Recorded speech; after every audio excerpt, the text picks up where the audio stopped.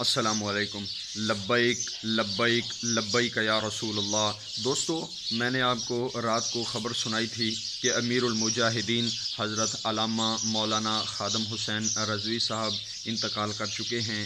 ان کی انتقال کی خبر لگنے کے کچھ گھنٹوں بعد یہ اطلاعات موصول ہوئیں کہ حضرت علامہ خادم حسین رضوی صاحب مرنے کے بعد دوبارہ زندہ ہو چکے ہیں۔ تو جب اس کی ہم نے تحقیق کی تو تحقیق کرنے کے بعد ہم نے یہ سمجھا کہ اپنے ناظرین کو اس خبر کی اطلاعات دی جائے کہ یہ کیا اس میں سچائی ہے اور اس میں کیا حقیقت ہے۔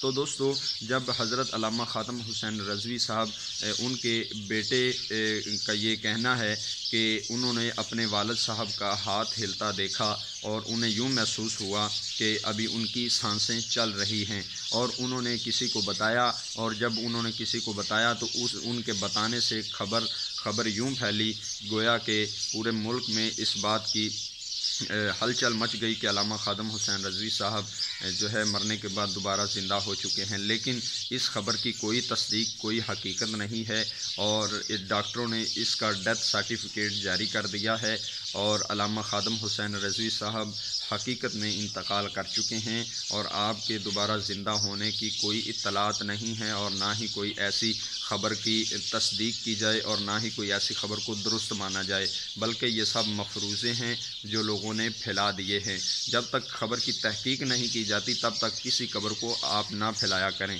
دوستو، آپ کو بس یہ بتانا مقصود تھا کہ علامہ خادم حسین رضوی صاحب کے بارے میں جو اطلاعات موصول ہو رہی ہیں کہ ان کے دوبارہ زندہ ہونے کی، یہ بالکل جھوٹی اور غیر مصدقہ ہیں۔